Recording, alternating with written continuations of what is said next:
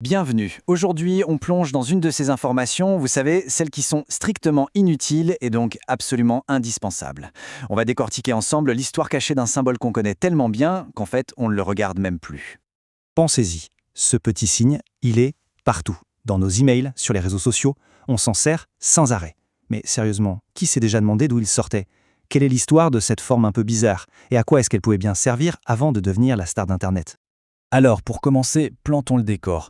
Aujourd'hui, c'est simple, il est juste impossible d'imaginer notre monde numérique sans lui. C'est devenu la clé de notre identité en ligne, littéralement. Il sert à envoyer un message à quelqu'un, à interpeller une personne sur les réseaux. Visuellement, il incarne à lui seul toute la communication digitale. C'est un peu le logo non officiel de notre époque. Bon, maintenant on va remonter un peu le temps. Pas si loin pour l'instant, direction les tout débuts de l'informatique, là où tout a basculé. On est en 1971. Imaginez un ingénieur américain, Ray Tomlinson, qui est en train de bricoler un système pour envoyer des messages entre ordinateurs. Et là, il tombe sur un problème très concret. En fait, il lui fallait un caractère pour séparer le nom de la personne de celui de la machine. Il jette un œil à son clavier et il choisit l'arrobase. La raison est super pragmatique, quasiment personne ne l'utilisait, donc il n'y avait aucun risque de se tromper. Et en plus, en anglais, ça se lit at, ce qui veut dire à ou chez. D'un coup, l'adresse non at machine devenait parfaitement logique. Un choix purement fonctionnel, presque anodin, mais qui allait tout changer. Et la petite anecdote qui rend l'histoire encore meilleure, c'est que ce grand moment, ce tout premier email de l'histoire, eh bien c'était juste un test. Tomlinson se l'est envoyé à lui-même, et le contenu était un truc sans aucune importance, genre une simple suite de lettres sur son clavier. Mais attention, l'histoire ne commence pas du tout en 1971. Non, bien avant les ordinateurs, ce symbole avait une toute autre vie, une vie secrète, dans les livres de comptes des marchands. Notre mot français arrobase vient en fait de l'espagnol arroba. Et l'arroba, qu'est-ce que c'était? Eh bien, c'était une unité de mesure qui pesait environ 11,5 kg.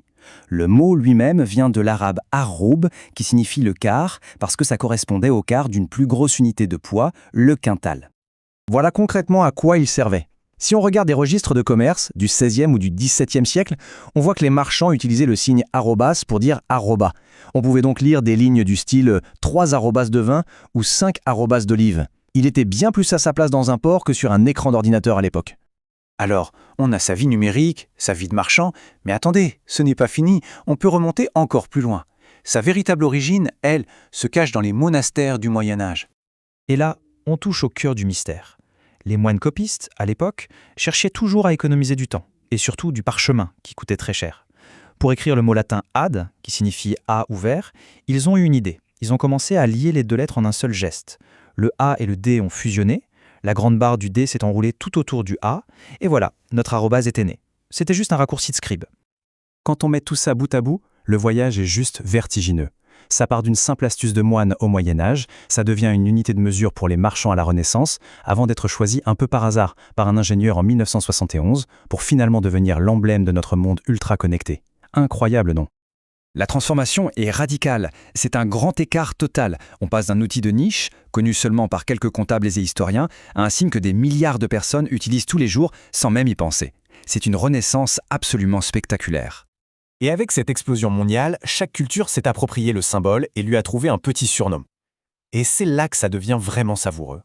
Ce qui est fascinant, c'est de voir à quel point tout le monde a fait preuve d'imagination. En Italie, c'est un ciocciola, un escargot. En Allemagne, ils y voient un clamaraf, un singe araignée, à cause de la longue queue. Les Suédois l'appellent le Snabel A, le A avec une trompe d'éléphant. Et ça continue, Sabaka, le petit chien en Russie, et même un strudel, le gâteau roulé, en hébreu. En fait, cette diversité de noms nous dit quelque chose d'assez profond sur la nature humaine. Pour comprendre quelque chose de nouveau, on le raccroche à quelque chose qu'on connaît déjà. Chaque peuple a regardé cette petite spirale et y a vu une forme qui venait de son propre imaginaire, de son quotidien. Allez, pour finir en beauté, quelques dernières pépites. Figurez-vous que le mot arrobase a attendu 1993 pour entrer dans le dictionnaire français, soit plus de 20 ans après sa renaissance numérique. L'ancienne unité de mesure, l'arrobase, est toujours utilisée dans certaines régions d'Espagne, notamment pour peser les olives. Et oui, il y a bien un homme qui détient le record du monde du plus grand tatouage d'arrobase. Chacun sa passion. Alors voilà, la prochaine fois que ce signe s'affichera sur un écran, on pourra se souvenir de son incroyable voyage, d'un monastère médiéval à un registre de marchands pour finir au cœur de notre modernité. Ça fait réfléchir.